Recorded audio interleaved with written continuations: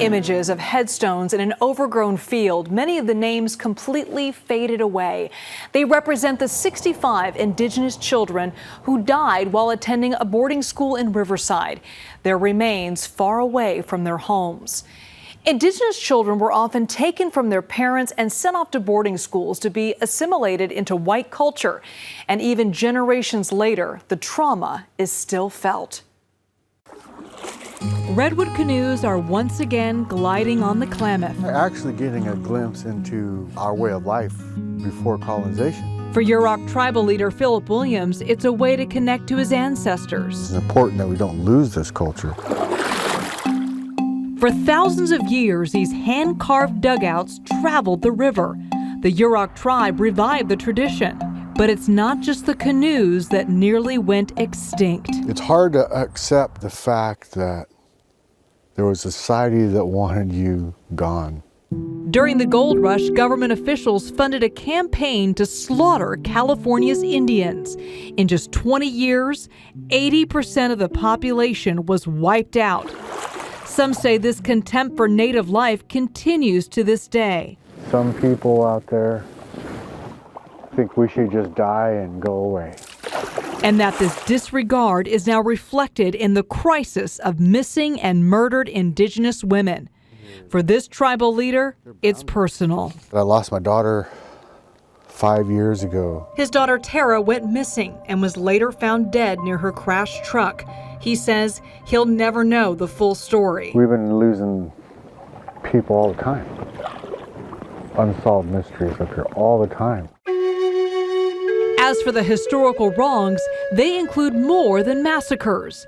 There was a systematic attempt to erase traditional values, behaviors, and beliefs by forcing Indian children into boarding schools. Forget your culture, forget your life, and assimilate, become a white person.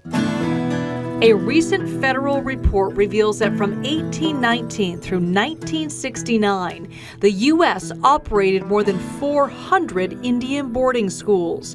12 were in California. Indigenous children were forcibly removed from their families and communities. Children who resisted assimilating were often punished with whippings, solitary confinement, or starvation.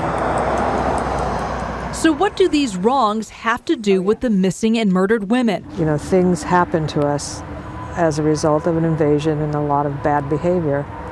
And we took on some of that behavior. Abby Abenanti is the chief judge of the Yurok tribe. She believes the traumatized children, some who were enslaved by wealthy landowners, passed their pain, suffering, and coping mechanisms onto the next generations. Many of them would run home, but they came home having not been parented and with a lot of bad habits because they were beaten and whatever. Habits including substance abuse and domestic violence that can lead to mental illness.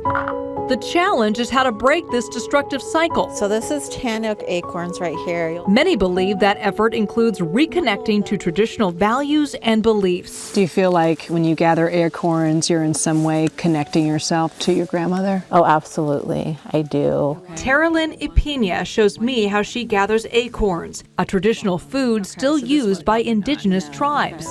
Teralyn's grandmother was murdered. Recognizing the trauma is helping her break the cycle for her daughters. When we're talking about it, I'm talking to my kids about it. And they didn't know because I didn't talk about it. It's so painful. For Philip Williams, reclaiming the Yurok heritage is one step closer to healing. But he knows it won't take away the pain from those still waiting for resolution. My daughter was found. I can't imagine what it would have felt like if she wasn't found. I have closure. I buried my daughter. They don't have that. So what exactly is happening to these missing women? Well, we'll hear from Attorney General Rob Bonta coming up, why he says the answer is complicated.